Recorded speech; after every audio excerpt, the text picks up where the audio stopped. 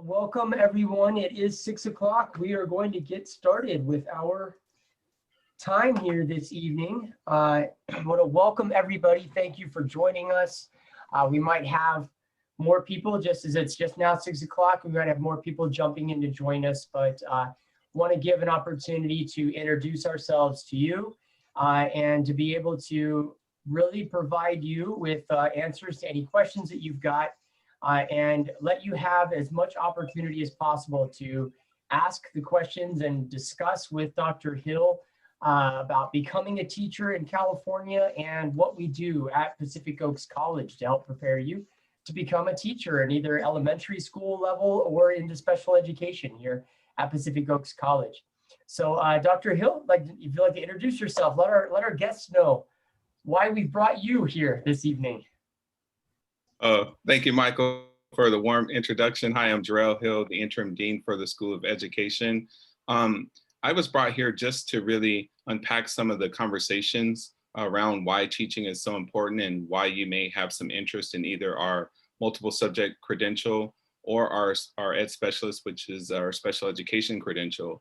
The unique thing about the credential programs is you can work up to middle school with your multiple subject credential, but when you have your Ed specialist credential, you serve from 0 to age 22. So in California, students are allowed to stay up to age 22 if they're being served on an IEP, which is an individualized educational program. So I'm really excited that you guys have taken your time out to join us tonight. So I look forward to your questions and having a deeper conversation around the importance of teaching and understanding the pedagogy and our process here at Pacific Oaks. Thank you. And I want to recognize we have another guest who joined us, Dr. Judy Castro. And Judy, if you'd like to introduce yourself to our guests here and let them know who you are and what you do for us here at Pacific Oaks. Thank you very much, Dr. Castro. I am the partnership development for Pacific Oaks. I am responsible for the management, the implementation of the Hispanic Serving Institution grant that Pacific Oaks just received. We received $2.5 million, and that is to serve our undergraduate Latino and low-income students. And so we're excited about the opportunity that's been presented to Pacific Oaks in this implementation to further support our undergraduate population. Excellent. Thank you so much. We appreciate you being here, and just knowing that we've got some support for our students inside and outside of the classroom, I think is really critical for all of us at PO. So thank you for being here, even just to support us here this evening. Thank you. So I want to talk about what we're going to be covering this evening. Now, we have some slides that we're going to be sharing with you, but something that I really want to stress is you've taken time out of your day to come be here this evening. If you have questions, comments, things you would like to know, please jump in and talk with us. We will have some open time at the end where we won't have any additional slides that will be just open Q&A session. But by all means, if there is information on a slide, you've got questions about it, please don't hesitate to unmute and just jump right in. At PO, we want to recognize you. You're not just a number for us. And we know that you've taken time out of your evening to be able to be here. So we want to make it worth your time to be here with us. If you're not comfortable being on camera or on the audio piece, there is a chat feature here as well. So feel free, if you're not comfortable using the audio piece, type in your questions or comments, and I'll try to watch that chat feature. And Dr. Hill, I can call out any questions that I might see pop up that way as well. But by all means, if you're comfortable being on camera or chatting, please do, because we know that you're a person and we want to get to know you as well. So as you can see up on the screen, we've got a few things we want to cover with you this evening. Just some basic overview of things, and then we're really going to get to the nitty gritty of what does it mean to be a teacher, how do you become a teacher, and what do you go through as a teacher credentialing candidate at Pacific Oaks College. So one quick thing for us at Pacific Oaks that's really important is what we call is the power of community. We believe in the power of community at Pacific Oaks. When you join us, you become a part of our community. It means something different for everybody. For some, it just means their learning community. For some, it means culturally being among people that understand them. For others, it's a combination of multiple things as far as maybe just returning to college after a long period of time, or just feeling like you're a part of something that you can feel supported in and support others. But the power of community is very important to us at Pacific Oaks. And like I said, when I say if you got a question, jump in and chime in with us, because we don't look at any individual here as just somebody who's there to just listen. That's part of that community piece for us, is that you're a part of us. We want you to be able to contribute and engage with us. And it looks like we've got one extra visitor I want to recognize. We have a special guest here, Dr. Jack Pedunton, our college president. Dr. Pedunton, you want to jump in and introduce yourself? I usually have to tell myself not to mute myself, but I just wanted to stop by to say hello to everyone. It's good to see you this evening. It's 6 o'clock, and it's good to see somebody who's actually looking for information. This information session gonna give you a lot of something that you can base your decision on. I think going to school is such a big commitment, and I certainly want you to select the best school for yourself and for your career. And it's not just to go to school. I think joining the network of alumni at the end is critical. You know, what Michael had just talking about, the power of community, I think that's what we stand for. We wanted to make sure that it's not just a few years that you'll be in school, but after you finish, what does it mean for you to carry on your network, your profession? I am actually just came back from the children's school. I don't know if you know that the college started off as the preschool in 1945. That's 75 years ago exactly. So the preschool gave birth to the college. We have that root of going back and teaching in classroom. And I certainly hope that when you join the program, and if all allow, COVID is actually away from what we are, you get to actually come to the children's school and maybe work at the children's school as well. I worked there every day actually. The children's school has been open for almost 2 months now, and we have 6 months until 5 years old. So it's such a good place to be as an early childhood educator. I'm sure you're going to be so happy to see that place. And I wanted to be the one to welcome you when you join Pacific Oaks, at least to give you the tour.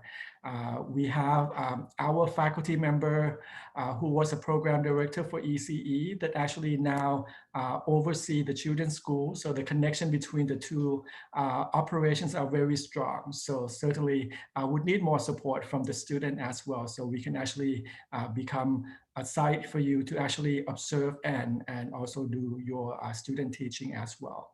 I'll just leave that intro short, so then you can actually have more information that is need to be covered by Dr. Jerell Hill, who has all the expertise here. And once again, welcome to Pacific Oaks. We are so happy to see you and looking forward to having you joining us for the spring term. Thank you, Dr. Pedunton. Thank you very much. It's always nice to have support and leadership here and everybody to help prepare individuals that are going into the teaching profession. They say it's a noble profession, but we also just know that it's incredibly important. The role that teachers play in the lives of individuals and the guidance and the support that's given there. So again, I am Michael Lopez Patton. I am just here just to kind of guide us through the evening, but really the most important person this evening, besides you, the individuals looking at learning how to become a teacher, is really Dr. Hill. So I want to turn the time over to Dr. Hill to kind of discuss a little bit about what's important about becoming a teacher. And then we're going to get into some real specifics. And again, please use the chat feature, jump in, speak, ask questions as much as you would like, because tonight is for you. So Dr. Hill. Oh, thank you, Michael and Dr. Pedunton and Dr. Castro for the vote of confidence to share some expertise with you all regarding our credentialing program. Like you said, it's really important because I really do believe that schools have to be filled with teachers that believe that all children can learn. And we really embrace that here at Pacific Oaks. One of the reasons we always ask ourselves, why teach? And one of the things I like to share with our candidates is that we have the unique opportunity to give the gift of knowledge over to others by having a hope and belief that we can make a difference. And I think that's really rooted in our core values. If you see here on this slide, we talk a little bit about diversity. At Pacific Oaks, we don't want to just use diversity as a descriptor, as a way of just counting people based on their ethnicity. We actually want the people to count. And what we mean by that, we want you to be a part of the community and a part of the process and the decision-making that happens. When we look at our virtue of respect, it's being able to get along with people that you may not necessarily agree with, but you still can have respect for opposing viewpoints. Sometimes critics are the reasons that we grow and improve. So we have to be willing to accept opposing viewpoints to really make a difference. When we go over to social justice as one of the core values, it's really having a voice for people who can't speak up for themselves. And a lot of times teachers have a really unique opportunity to create a safe environment for their students, right? So when you're getting an education, sometimes you are that safe haven for the children that you are going to support, regardless of their grade level. I mean, I've worked from elementary school all the way to high school. I've supervised districts with, 50,000 students. So to see that, you still want to create that environment and speak up for them. When I look at inclusion is empowered participation and a true sense of belonging, right? Because you're included in the decision-making process that happens, not just inclusion as a sense of we're going to just get along and everything is always going to be happy, but really being a part of having an empowered participation where we're okay and we want to hear your voice and hear, your point of view and your perspective. The other thing that's really unique and important about our credentialing program here is we already have the anti-bias, anti-racist lens that's embedded into the program. So you definitely can be an advocate for your students when you come to Pacific Oaks, because you're going to learn that culturally relevant pedagogy that's built into our program. And like President Pedunton said, that we've done this for over 75 years. So this is really at the fabric of Pacific Oaks. If we can go over to the next slide, please. I think, is there some questions in the chat box? I think I can, before we go into some of the nuts and bolts of the two different program designs. I thought I saw a couple of features or questions come up in the chat. I think there was just the one. I just introduced the chat box and asked, feel free to use, make any comments, anything in there, but no questions as of yet. Okay, excellent. So we'll move right along here. So at the very top there, top right, we're looking at our elementary credential, elementary ed. You actually can work up to middle school depending on the rollout of the employing district. So it's a preliminary credential, and there's the courses. You're looking at about 37 units for that credential. And we start off with our methodologies course to really set the tone for the economic, political, and social factors that impact education, to kind of lay a foundation. The unique design about both of our credential programs, the first three courses are education specialists and our elementary preliminary credential holders are in courses together. So when we really talk about empowered participation and inclusion, our program design really does reflect that belief. So the first three courses you're together with the both credential students do take those courses together. As we get down into your methods courses, that's where you're going to really learn that subject-specific pedagogy around language, around math, supporting diverse learners such as ELs, English language learners. California is about 60% of English language learners, so learning how to support those students in the methodology of the listening, reading, speaking, and writing are the four modalities when they're trying to get their language proficiency done in terms of their academics within the system. So you do learn about the pedagogy and how to deliver that powerful instruction, as well as our math methodology course, as well as our healthy children's course, because right now we know that trauma is pretty prevalent in schools, and we're going to have to combat what's called the COVID slide. As we know, we're coming on the back end of the pandemic. There are reports and research out there that students are going to be from anywhere between 11 to 15 months behind academically once we return to in-person instruction. So our ED 573 course I'd like to highlight, because we really do talk about healthy children's in the classroom community, when you're going to partner with parents and really learn how to address some of the traumatic experiences that students are experiencing, not only in the class at school, but also in their community. So that's one of the great programs. Yes. So I don't want to interrupt you, but we've got a couple of No, questions. go ahead. Questions about for kindergarten, what type of credential is required for kindergarten teachers? And also, how long is it, the multiple subject credential? How long does that take? Excellent. Those are fantastic questions. So kindergarten credential is K-12, so that will require your preliminary multiple subject credential. If you're going to teach kindergarten with students who have learning differences or special needs, that would require the Ed Specialist credential. So either one, depending on if you're just going to teach the traditional kindergarten course, it's our preliminary multiple subject credential. And the follow-up question was about the time to degree. We're really high touch at Pacific Oaks, but ideally anywhere between 18 months to 24 months, I'm seeing students complete our program. But again, we know that life happens. I know we speak a lot about that. Sometimes students do need a little bit more time to complete the program, but generally speaking, anywhere from 18 to 24 months is really what we hope a path to completion here at Pacific Oaks. And I am recognizing that we have duplicated these classes. So for those that might be noticing, the classes are the same. What I'm going to do is bring up the next slide for you, Dr. Hill, and then I'm going to grab the actual, the other course class list so that we can bring that back up so that everybody can see the difference there. So I'm going to bring that slide up for you here. And that's my fault too. You asked, I know we mentioned that last time too. That's on me too. Forgot to fix that. So I'm going to bring up the next slide here for you. Okay, thank you.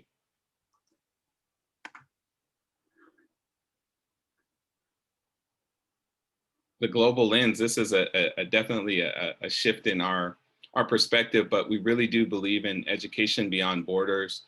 As you can see there on the left, I've had the privilege and opportunity to present and be a keynote speaker in Peru at the University of Peru Applied Sciences, UPC. They have approximately 60,000 students. And when we talk about education on a global scale, out of 60,000 students, only 200 are enrolled in teacher education. So when we look at a teacher shortage, it's not only here in California, it does stretch beyond our borders. And some of the reports that come out of there are the same, that it is really similar in terms of respect for the profession and salaries and some of the unionized situations that they're dealing with. We're seeing it as kind of a global pandemic. But the positive is that there's power in dual language immersion. We did have their students come here on an academic mission, and they were able to see schools that are teaching 50% of the day in Spanish and 50% of the day in English, 50% of the day in Mandarin, and 50% of the day in English. So when we look at our global lens, it's really important to really value language and partnerships. I think the other piece too, when you're looking at a global perspective, the opportunity to learn from others and have a reflective practice is really embedded within what we do with our partnership. At some point, we want our students to go down there and study abroad and also have their students come back and join us. So those are some of the opportunities where you could see some of your clinical practice experience down in Peru to see how they deliver instruction, their approach to pedagogy, and how they work with some challenges around poverty and diversity. I mean, because that's not only here too, you still have those kind of challenges, even on a global scale. You know, it was a wonderful experience, and I definitely want to continue that partnership and deepen it as well so that we can have the opportunities for our students to go down there and present. Okay, we can go on to the next slide if you want. And we've got one question that has just come up. It says, will the multiple subject teaching credential meet the requirements for those who may want to teach TK? Yes, so actually transitional kindergarten, I have a lot of experience with this actually. So in California, prior to, I want to say 2009, the start date was October 1st. So the birth date was, the cutoff was October 1st. 2009, 2008, they changed it to September 1st. So within that month, you had kind of a paradigm shift where students who would be kindergarten actually didn't meet the age requirement. So they had to go into pre-K. So districts decided to do what's called TK as transitional kindergarten. So you have students who are going to be 5, but they're going to turn 5 after that September 1st birth date. So transitional TK is actually a part of the multiple subject credential as well, to answer your question. So you are able to teach TK. It's actually a requirement. Excellent. And I hope that answered that question for that person that had the transitional kindergarten question. What I'm going to do now is unshare. And then when I share again, I'm going to have the preliminary multiple subject classes and coursework up there for those that are looking at that. So give me just one moment.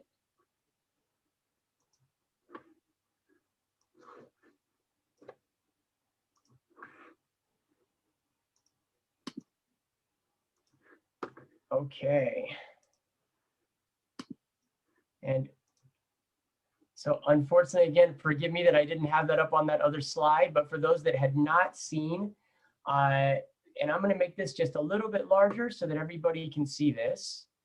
I want this to be a little bit better legible for everybody. Well, that might be a little bit easier for everybody to see. And then Dr. Hill, if you'd like to kind of walk through this curriculum for our multiple subject students. Oh, absolutely. Thank you for bringing this back up. Again, like I mentioned earlier, the first three courses you see in that sequence, ED 509, ED 530, ED 531, you do take those courses with the Ed Specialist candidates. What's different here is we have some additional options embedded within this program at the master's level. You have an opportunity to get an intern, to be an intern, and that's in our ED 700 class. And when you're the intern, you're the teacher of record. So essentially you have a job, you've passed your state level exams, and you're the teacher of record being employed while you go through the program, which is a fantastic option for those that are seeking positions while they're working in their credential program. So what happens is the intern credential is another way to get you into the classroom and increase our clinical practice. So when we get your education through practice, the clinical hours that happen when you hold your classroom is a lot more than the 600 through the traditional program, because you're actually going to be the teacher for the full year, and that does count towards your credential. So that's what's really unique about having this rollout in terms of opportunities to increase clinical practice, but also to get you employment while you're working on your preliminary credential. So I think we do have about 53 current candidates that are either interns or student teaching. So throughout California here currently, which is fantastic. So we do have quite a few of our candidates that are already in classrooms. The other piece I want to highlight here is looking at the rollout with the ED 579 and 578. The advanced assessment and management is a really critical course as you're looking at wrapping up your program before you are fully credentialed as a teacher in California. Assessment is how we measure growth, but the management piece is how we're going to really monitor students' dispositions or their behaviors within class. For the first time in the history, in many years, the candidates that just finished last year, they did their clinical practice online. So this is the first time that we've seen teachers not really in classrooms to do their culminating experience. So they really got an increase, a big tick up with technology, but there's some of the gaps that we're going to have to address being in person with the management. So as we're looking at classroom management and some of the things that are done in person, we will have to really look at a redesign of the curriculum to help our candidates understand management in a remote setting versus an in-person learning. So again, we are aware of that, and we do try to make sure our curriculum is relevant and is up to speed in terms of the technology, but also what's happening with distance learning throughout California and the rest of the country due to the pandemic. But we have adjusted our curriculum to at least have those reflective practices and discussions around how that looks, because again, students' behaviors display differently. Also, I've had a chance to witness social emotional learning check-ins online, where the first 10 minutes, instead of taking roll, because Zoom kind of captures the attendance, teachers are able to really take a deeper look at how students are feeling before they dive into the content. I'm a firm believer in relationship before rigor. A big part of why you teach is you get to know your students. And once curiosity starts to increase, the love of learning will just follow. So that's really important when you start to get deeper into the pedagogy around teaching and learning. The other course I mentioned was Advanced Teacher as a Leader. Teachers are leaders as well because they're leading children, but they also support other staff members on campus once they arrive to their local district. And also they work with crossing guards. And when we talk about trauma-informed practices, you may work with mental health professionals. I mean, school dynamics have changed over the years, and we want to make sure that our candidates are really prepared to work in a multi-dimensional facet of not only you're going to help in the classroom, but sometimes the out of classroom activities are just as important. So we do kind of cover that with that leadership piece as we wrap up our program. Now, thank you for bringing this up, because these are really critical points. Absolutely. And I'm going to bring up the next slide again that talks about support, but Dr. Hill, if you could start talking a little bit about what are the steps that you go through in order to actually obtain your initial credential in California? Because our next slide is about how we support you through all those steps. But if you can talk a little bit about what you go through as a credentialing candidate. Well, yeah, definitely. There's quite a bit. It is somewhat challenging here in California, but it's doable. Like I said, there are some course work requirements that you've seen with our program design, but above and beyond those course level requirements, there's CSETs, which are your state level examinations. Because I just want to be clear, with Pacific Oaks, we're a degree granting institution. The state of California issues a credential. So we have to embed our requirements with what the state requires us to do. So our program is a preparation program. We're going to prepare you to meet the additional requirements. As you see on this slide, the CBEST is kind of the entry level, our entry point of our program. When you get to the CSETs, there's 3 sections. So there's a CSET that is a CSET 101, 102, 102, and 103. So you're going to look at some writing, some language arts, and some math portions of your CSET. The RECA examination is more the written exam. I think that one is really probably the most difficult, to be really transparent. That pass rate's a little lower than the other 2. There is some possibilities that that test may eventually go away, but I can't guarantee that. I know with the executive order, they've moved it to a clear credential requirement. So right now, our candidates don't necessarily need to take the RECA until within 5 years of having their preliminary credential. But these are some of the steps that you have to take in order to get us to approve or recommend you to California, the state of California, for the credential through the CSETs, the RECA, and your CBEST.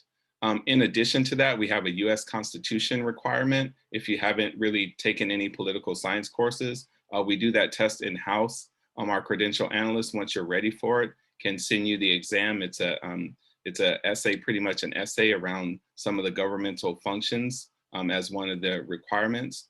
In addition to that, there is a certificate of clearance that you have to get through the CTC. You have to have your TB test and your CPR card. So those are some of the additional requirements to get your preliminary credential. But all that information, you don't have to write it down. We have it on our credential website. So when you go to our pacificoaks.edu, if you click on our tab, credential office, and you will see all those requirements, so that you can kind of bookmark that website so it's on your desktop. So as you work through those requirements, you kind of know where you are. But our faculty, your faculty advisors and academic advisors do keep track as well as our credential analysts, to make sure that we have all your documents verified before we will recommend candidates for their preliminary credential. Perfect. And Dr. Hill, we got a question that came up. Someone that might not have quite missed it when you were mentioning, the different tests and everything, but when is the CSET typically required that you have already taken that and passed that? If you've already, when is it required? So when you get, when you're in our program, we have our advising guides, and we make recommendations for you to take the CSET, because some of our courses are really closely aligned to help you master that particular section of the CSET. But it's required before you go into student teaching. So you need your CSETs done before you can student teach. So you can, if you're planning on student teaching within 18 months, you want to have that done. And that's when we have that requirement. The RECA, you don't need the RECA to be complete until after, but before your credential is recommended, you have to have your RECA completed as well. So I hope that answered the question. Perfect. So, and then to become a student at Pacific Oaks in our credentialing program, The number one thing right now would be to look at your CBEST. Yes. So that would be to be admitted to the credentialing program. It would be the CBEST, and then, like you mentioned, additional testing to finish out throughout the process there. When we look at how we support students, because that's a lot, you know, and I'm not a teacher credentialing candidate myself, and I think, oh my gosh, there's a lot of testing and assessments that go on. What is the role of that credentials office and the credential analyst in helping students go through that process? You know, the credential analyst is really a key figure or a key piece to successful completion for our candidates to get their credential. They act as the liaison between the CTC, which is the Commission on Teacher Credentialing, and our students. So they're the liaison. So they're able to capture all the documents that's required to help you get your application submitted. So that support is we're really high touch. I mean, there's emails, there's calls, there's Zoom meetings. We pretty much walk you through the entire process. It's a perfect African proverb, you know, we're gonna go far, we'll go together. So we're gonna go with you pretty much every step of the way. And really, how do you really impact lives? It's really one candidate at a time. And I really do try to share that with our faculty and staff. When I was a teacher, I would say that if I really want to impact change, it's one student at a time. When I was an administrator, one teacher, one principal at a time, one coordinator at a time. And we really do believe that in this process. So the credential office is kind of the liaison. Also, the other thing I want to share with you, even when you're not candidates, we started off with Power of Community. We do offer CBEST, CSET, and RECA workshops free to the surrounding community. So November, we're going to start that series up again. So we do have test prep support for you, and the credential office will send out those emails. And we've been really fortunate enough to have state leaders that really are experts in the CBEST, CSET, and RECA present and walk you through the workshop so that you're prepared. I believe preparation eliminates fear. I know we don't offer tests in our program, but these are required tests, but we want to make sure you're prepared so you have the confidence to go in there and to demonstrate what you know. So I think that support is really helpful from what I've seen with our pass rates and our student success rate here over the last few years. So we do have support for all of the tests, and feel free to reach out to the credential analyst. Also, we give common links and we give study materials and videos just to help people along the way, recommended readings and that sort of thing, just to help our candidates with navigating so many requirements.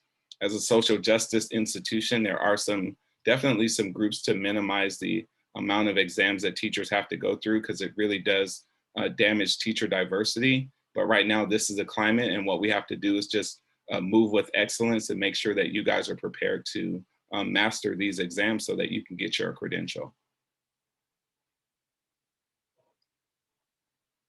There we go. Sorry, I was on mute. Excellent. Thank you. I've unshared just for a moment because we've really reached a point where we want to have just that open conversation with you, Dr. Hill, and encourage anyone to ask questions. We will be bringing up contact information towards the end, but we really want to have just an open dialogue with you, Dr. Hill, and with everybody here. One question did come up, so I will start us with that question that was in the chat here. And then again, we'll open up for any questions, comments, or just open discussion about teacher credentialing in California. Good question here, though. It says, do kindergarten teachers have to meet the credential requirements if they are teaching at preschools that offer kindergarten class within their programs? Oh, absolutely. So if you're in the kindergarten room, you will need the credential. But if you're in a early childhood setting, that's a permit, which is a separate process. But if you're the kindergarten teacher of record, you do need the credential. And I think for your upward mobility and career trajectory, it's better to have the credential, because if you choose to move out of kindergarten, you have that flexibility. So it might be in your best interest to have that credential piece, or it opens you up to supervisory roles within your early childhood center or your TK or whatever the rollout is. So I would definitely recommend having that credential if you're going to be in kindergarten. Because what happens is sometimes the schools, and this is kind of in-service information because I spent 17 years in K-12 before coming over to higher ed. And what happens is if the state were to go evaluate that classroom, there was some, I don't know if you guys remember No Child Left Behind. Now we're moving into ESSA. No Child Left Behind talked about highly qualified individuals. And when that school doesn't have a credentialed individual in that classroom, they will reduce the ranking of that classroom. That school's not highly qualified, and there's some process that they have to go through to justify why they don't have someone that's highly qualified. So that really does put a strain on the system in terms of HR and placement. So then you have more of a possibility to be moved around. So like I said, my recommendation is definitely to have the credential so that you meet the highly qualified status. That did carry over even though we're under ESSA now, but that part of being highly qualified is still really prevalent in schools around California. Excellent. And we have another one. It has to do about the test dates for the CBEST. Certainly with the pandemic, there's been backlogs of test dates being canceled. Dr. Hill, can you talk about the extension that's been granted in California and recognized regarding the CBEST for admission? The main question here is, should we wait until we've passed the CBEST before we apply to be a student? And my question obviously to you is, well, what would we do in that case if we had a student that was running into trouble with test dates offerings? We would definitely welcome you with open arms, first and foremost. But secondly, what we've done is we've extended our CBEST date till December.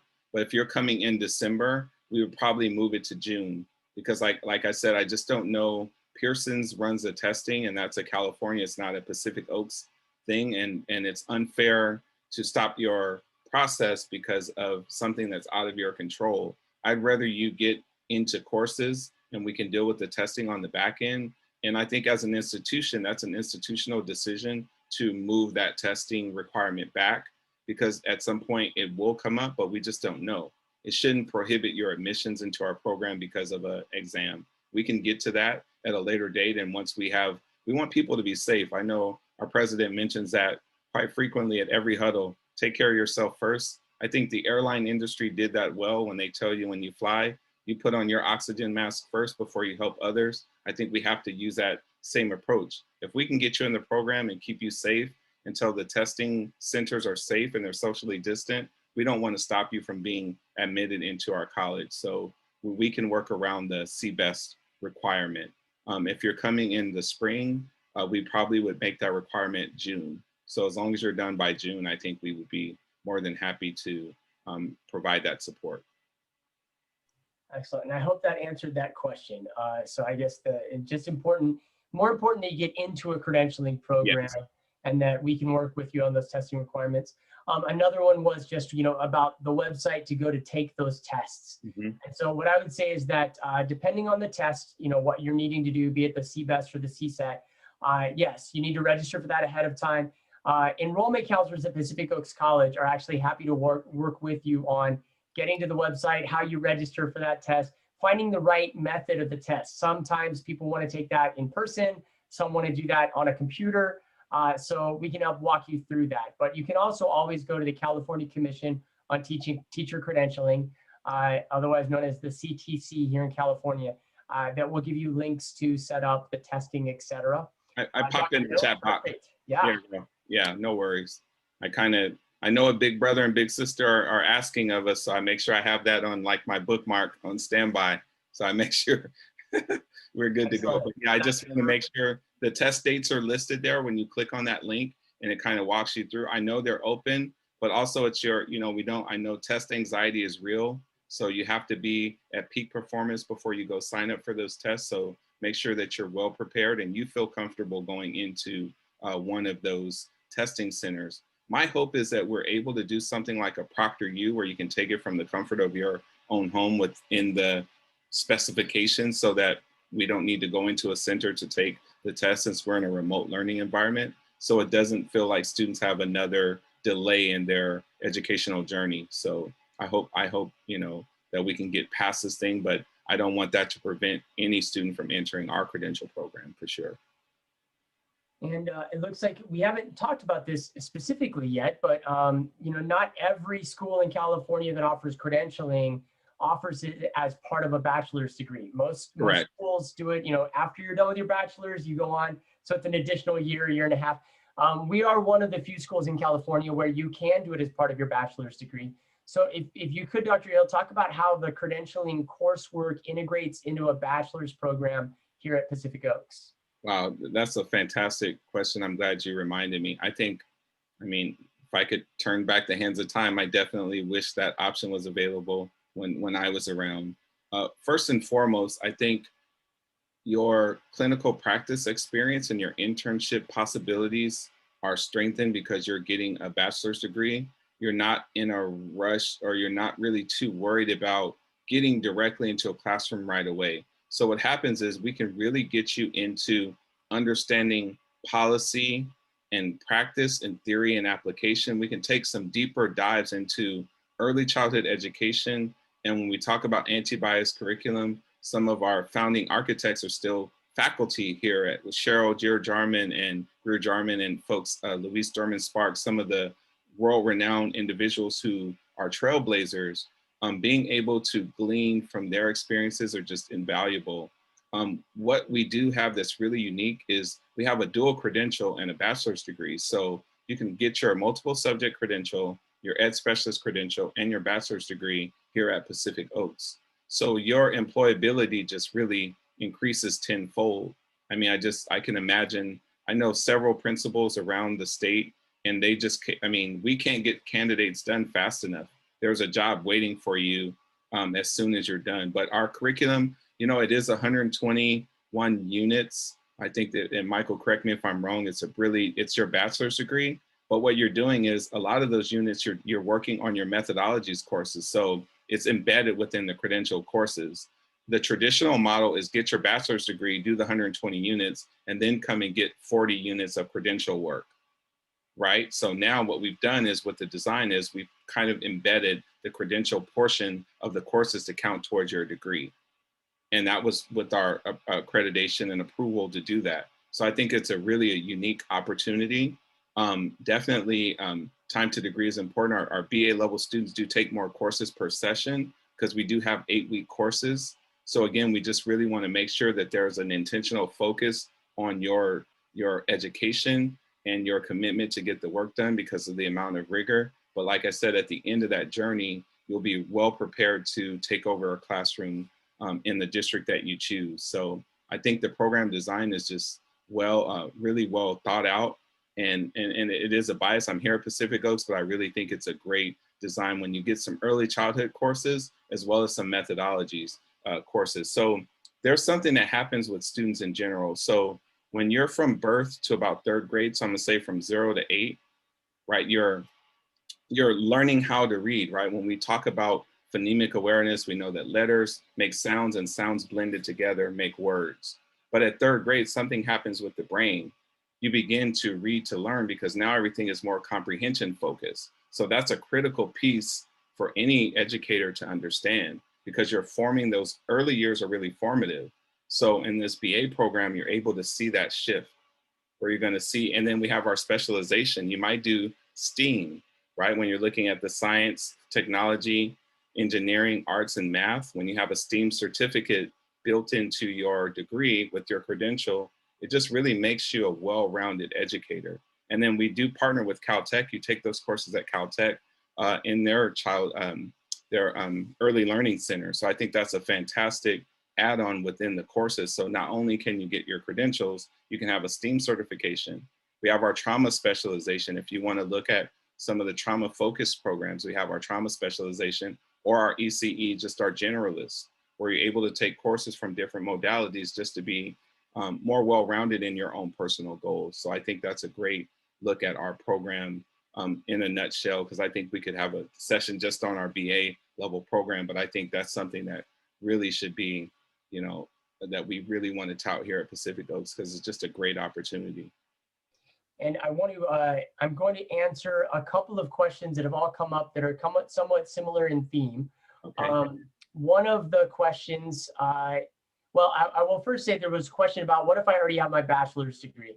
And something I appreciate is that we've got a pathway for you depending on where you are in your education. So if you don't yet have your bachelor's degree, it's a perfect opportunity because you can complete your bachelor's degree and satisfy your credentialing requirements all in one. If you already have a bachelor's degree, then we do offer either a master's degree with the credentialing coursework or just the standalone classes for the credentialing as well. So depending on where you are in your education currently, there's a pathway for you. The next question kind of along those lines was, how long is it if you do the BA with the credential? So I would say the answer that nobody ever likes is it depends on how far along you are currently. So if you have a lot of transfer units, for example, you might be a little bit closer to the end than others that are just starting out. It also will depend on if you're a full-time student or a part-time student, etc. I would say just in general, if you are starting out, no transfer units, say like right out of high school, so to speak, going into the bachelor's with the credential, you're looking at about 4 years, 4.5 years to graduate. That said, though, many of our students, probably like many of you, have already taken some college classes in the past. So we'll look at the transfer units, you're that much further along. And our graduate programs, Dr. Hill, would you say about 1.5 years to complete? Yes. If you did the master's or the post-bachelor's? Absolutely. So 18 to 24 months is what we're seeing. And this is based on data, longitudinal data from our students that when we go back maybe from 2015, 2014 to now, as we look at reviewing our program, we start to see, time to degree is a really important piece.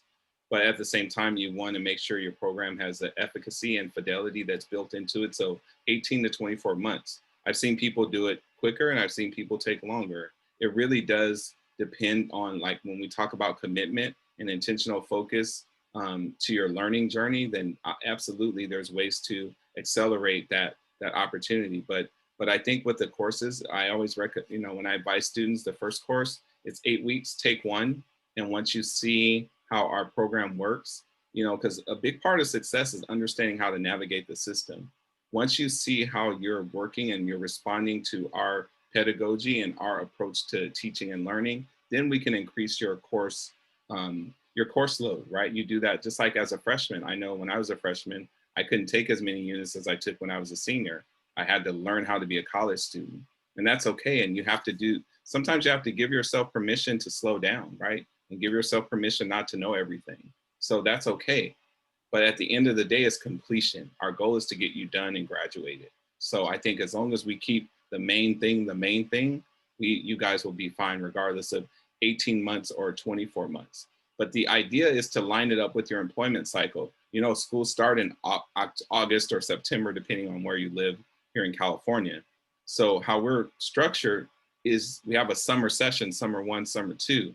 So I've seen people get done summer 2, and in 2 weeks after that, there's an expedited degree posting and they already have their job. So we have it set up to where it's intentional so that you're able to go to work, because sometimes in January completion, you may not get your job until September anyway, if you're going to be a teacher or work in an early childhood center, depending on the situation. So 18 to 24 months, but the main thing is to make sure that you can get it done, and you have to pass the requirements. Sometimes the testing is a delay, like when we see this pandemic, to get your credential, we have no control over the testing date. So that could be a little bit of delay. You're done with your coursework, but you're waiting for your test results based on a RECA or CSET. So that's why it's between 18 to 24 months.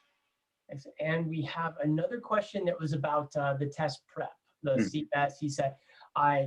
Do we have plans to continuing offering those so that students can prepare for those? Oh, absolutely. So I think that's a part of our community service, our power of community. We do that even for students that don't attend our school. We offer those free workshops to the larger community. In fact, we've had candidates from other institutions join because we have, really expert level staff that lead those workshops. So we'll continue to do that. We try to offer them at least 2 to 3 times a year, one in the fall and one in the spring, just so that people are thinking about it, because I know how challenging those tests can be. And we want to make sure that you have ample opportunities to attend those sessions. In fact, we've been able to record some of them. We're actually working on modules for those exams with some of our subject matter experts to create modules that are online, built in our Canvas, our learning management system, which is Canvas, so that you can do that at your own pace. And then you can actually reach out to that instructor who's designed that module so that they can provide that additional support. So I'm really excited about what we're able to do with helping students overcome the fears of testing and also providing that additional support. And we have another question that is somewhat common for us. At PEO, we have individuals who are working full-time, they have children, lots of obligations outside of just classwork. So the question is, what if I can't come to campus because of my own circumstances? Can I do this program online? Absolutely, you can be 100% online to get your credentials. So we built this in terms of working adults. We know the non-traditional student really does fit our delivery mode here at Pacific Oaks. You can come on ground or online, or you can do a hybrid.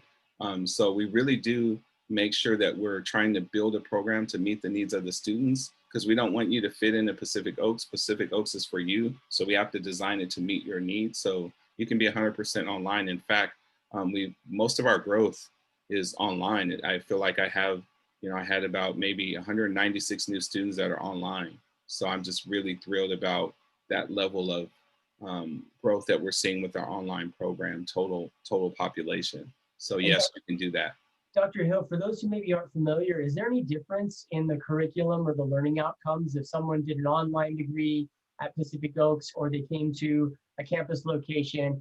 Would their learning outcomes and what they're capable of be different because they did online versus at the campus? I really think people learn in different ways on different days, but in terms of our student learning outcomes, the outcomes are, we still have the same goal. It's just the modality of how you're learning. If I put you online, I still have the same expectations. In fact, we do course buddies where, in fact, you might have a Zoom meeting and you're working with the same course that's given on ground. And you're doing reflective practice and working with students who are taking the class on ground. So again, it's the same curriculum.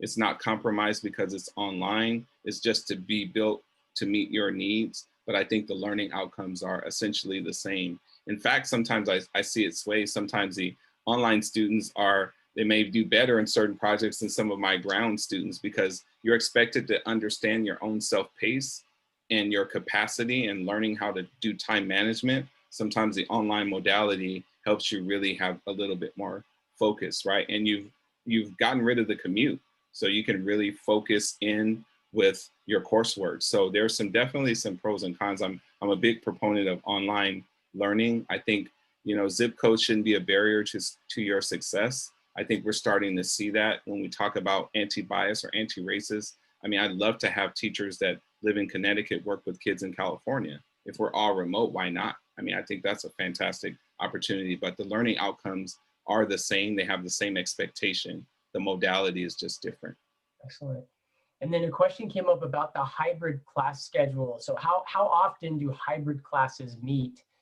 Say if they're on campus, how often would you meet? So in theory, so we have with the ground courses, 30 hours of seat time and 15 hours online, because sometimes your signature assignments will require you to do research, and you can do some of your fact finding and reading reports online. So that 15 hours is embedded into the course.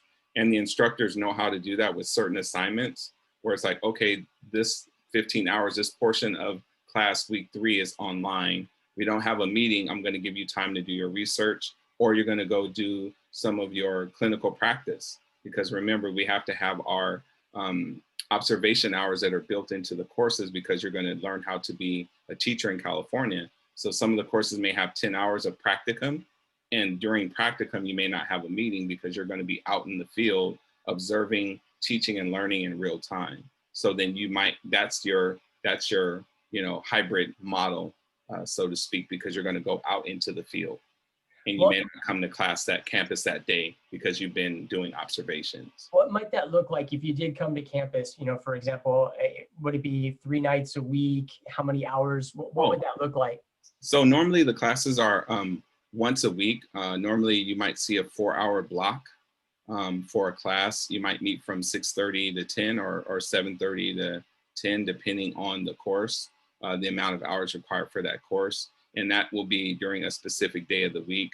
And in fact, sometimes we've even done like Saturday intensives. I know in the San Jose branch campus, They do a fantastic job doing the intensives. So you might go a full weekend, you might do 3 weekends and be done with your seat time, and the rest of the week is hybrid. So it just really depends on where your location is. But in Pasadena, you'll see that once a week, 3 to 4 hours for that night. And a lot of times our School of Ed is all throughout the week, Monday through Thursday. Sometimes we don't really hold classes on Friday, but I do see that Monday through Thursday, at least the 3 to 4 hour block. Excellent. And I think a very timely question for 2020 here. Where can the practicum be completed during the pandemic? Oh, now we're getting into it, I see. So what happens right now with the practicum is you're able to not Zoom bomb, but you're able to get into Zoom with the teachers or whatever learning management system. If it's Google Classroom, that does count towards your clinical practice hours. So for our candidates, our current students, that's what they're doing, because we have MOUs, which are memorandums of understandings with partners, that allows you to observe within their learning management platform. So you're there able to take notes on how teachers are increasing engagement and curiosity through a remote learning environment, which to me is phenomenal, because kids are digital natives anyway. They're growing up with technology. And in fact, sometimes our candidates are actually helping our veteran teachers who've been in the field 20 plus years with some of the technology. So like I said, you're learning while doing. So sometimes that really does increase performance because you're right in the middle of it. So that's what's happening. Student teaching's happening online, as well as being able to get your observation hours, because they're holding pretty much class in a remote setting. And I know that the actual standards haven't been rewritten, but you're still able to, those hours do count, because we did get that cleared through CTC to allow this remote learning, just distance learning environment to count towards clinical practice. The other thing that we've been able to do, if it's subject specific, there are videos and there's conferences that does count towards your practicum, because if you're able to attend a professional development around digital learning that's tied to that specific course, that will count towards your practicum hours too. So like I said, I think this pandemic, we've really pressed the limits with our creativity and curiosity on how to really get you the culminating experience. So we've been really able to navigate this unprecedented time, and sometimes it is difficult, but we've just encouraged everyone to lean in. And if you feel a little overwhelmed, it's okay to take a step back, but we're here to provide that support. Excellent. What advice might you give, Dr. Hill, to someone who is considering preparing to become a teacher now in California? What are your kind of advice, words of wisdom to give them as they're considering what to do next? I think that one of the things I could tell advice is to really take a hard look at your why. You got to know your why. And what I mean by that is this something that you truly want to do? Because I know kids rely on you, and it's such a rewarding thing when you can give the gift of knowledge over to others, because you have a hope and belief that you can make a difference. And it really is finding your why.